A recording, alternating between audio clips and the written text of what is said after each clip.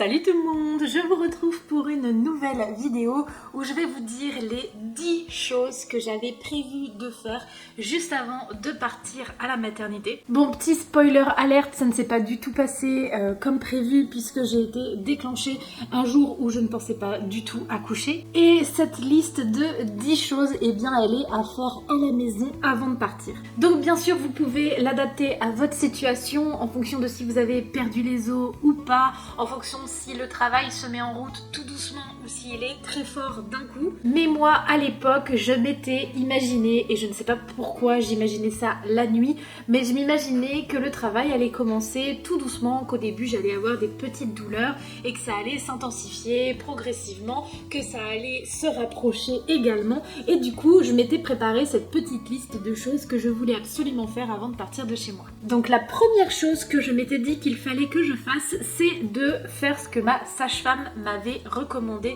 soit de prendre des Spasfon et du Doliprane et d'attendre dans un premier temps de voir si la douleur partait d'elle-même ou si ça s'accentuait et que ça se rapprochait, etc. Ensuite, eh bien, de prendre une douche ou un bain, donc là aussi à vous d'adapter en fonction de votre maison, de vos habitudes, etc. Mais la chaleur de l'eau, c'est très connu, ça fait du bien pour gérer les douleurs et ça peut également aider à arrêter un faux travail. En 3, ça peut paraître bête, mais je m'étais marqué m'épiler. Ça peut paraître bête, mais je ne savais pas à l'avance quand est-ce que ça allait tomber et peut-être à un moment où j'étais pas au top de mon épilation. Et je sais pas pourquoi, mais c'était important pour moi de me dire que j'allais pas être gênée par mes poils aux jambes ou aux aisselles si j'avais envie de faire un truc comme ça et tout pendant le travail. Le maillot également, puisque c'est quand même relativement par là que tout se passe, on est d'accord.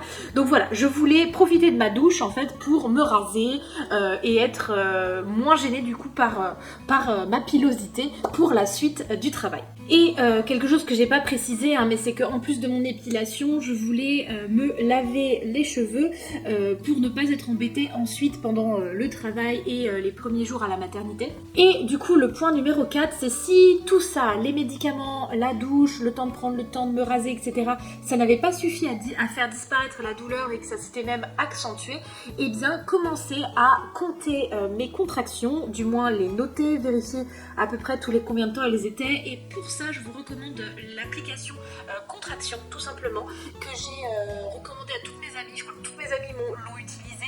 Pendant mon accouchement, je l'ai également utilisé et je trouve ça hyper pratique parce que même quand on a du mal à se concentrer, il n'y a qu'une chose à faire, appuyer sur le gros bouton au milieu pour dire que la contraction commence et quand la contraction s'arrête, on appuie à nouveau sur le bouton. Rien d'autre, c'est aussi simple que ça et si jamais même ça vous ne pouvez pas le faire, eh bien votre conjoint peut le faire à votre place. Ça commence et il appuie, vous gérez votre contraction, ça y est, ça va mieux et il appuie. Pendant que j'allais du coup compter et vérifier mes contractions, etc., je m'étais dit que j'allais passer du coup à la coiffure, donc pour ne pas avoir les cheveux dans la tête et ne pas être gênée par une queue de cheval ou un chignon à l'arrière de la tête pour m'allonger ou être assise ou quoi, je m'étais dit que j'allais du coup les sécher puisqu'ils allaient être mouillés et faire 2 tresses, donc comme ça une de chaque côté pour être un minimum jolie pour les photos et vidéos et ne pas être gênée du coup encore une fois par ma coiffure et ça va plus ou moins encore dans le même sens pour être potable sur les photos et vidéos parce que évidemment que quand on accouche on a envie de bombarder son bébé de photos mais que très souvent on est dans un petit coin nous aussi et on n'est pas toujours à notre avantage parce qu'on est fatigué, qu'on a pleuré ou quoi. Et bien je m'étais dit de me maquiller avec du maquillage waterproof,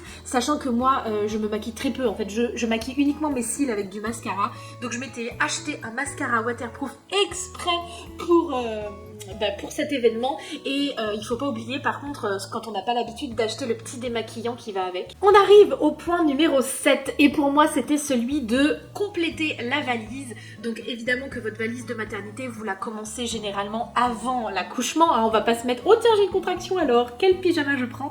Non, souvent on a commencé un petit peu avant et par contre il y a des trucs qu'on peut pas mettre en avance et que c'est un peu du dernier moment. Donc là c'est le moment de prendre votre petite liste de choses à compléter, genre dentifrice, chargeur, nourriture, voilà, des petites choses comme ça qu'on rajoute dans la valise ou alors si vous n'en êtes pas capable, c'est votre compagnon ou votre accompagnant qui qui s'en occupe. Donc vous faites une petite liste à l'écrit, c'est plus facile et au moins ça évite le stress. Le numéro 8, attention, ça parfois on oublie, mais je pense que c'est pas mal d'avoir une serviette de prête, pas trop loin, donc soit dans le salon, soit déjà dans la voiture, parce que la poche des os peut se rompre à tout moment, écoutez-moi bien, à tout moment, c'est-à-dire que ça peut être dès le début, parfois ça peut même être avant même que les contractions commencent, et parfois c'est dans la voiture. Et attention, spoiler alerte, l'eau, ça mouille. Donc quand on a des fauteuils en tissu dans sa voiture, on est bien content d'avoir une serviette sous le coude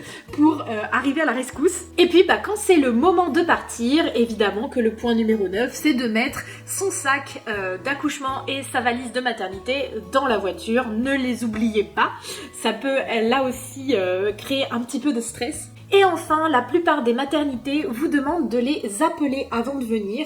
Donc là, ça peut être un peu un faux départ dans le sens où quand vous les appelez, vous leur dites voilà, j'ai des contractions depuis tant de temps, elles sont régulières toutes les tant de minutes, etc.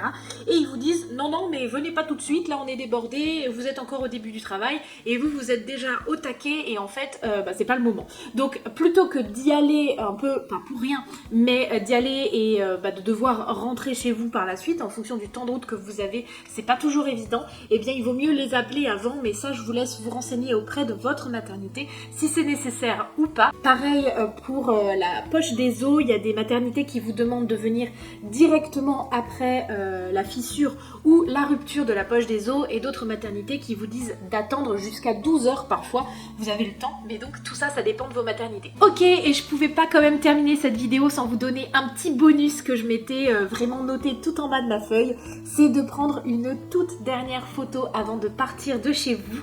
Donc que ce soit juste votre couple, parce que pour l'instant vous êtes 2 et bientôt 3, votre couple et vos enfants, vos chiens, vos animaux, enfin voilà, ce que vous voulez, mais une dernière photo de famille avant le petit nouveau qui attend patiemment dans le bidou, pour pouvoir faire une deuxième photo le jour où vous rentrez chez vous avec le nouveau bébé. Et je pense que dans un album photo, souvenir, etc. de ce jour-là, c'est sympa d'avoir la toute dernière photo à la maison avant l'arrivée de bébé. Voilà, alors bien évidemment que c'était ma liste, c'était ce qu'il me semblait important à moi, mais ça n'est pas le cas pour tout le monde. Piochez seulement ce qui vous intéresse, ce qui vous donne envie à vous. N'hésitez pas à mettre dans les commentaires vous ce que vous aviez prévu ou ce que vous avez prévu pour votre futur accouchement. Et en attendant la prochaine vidéo, je vous fais de très très gros bisous. Bye tout le monde!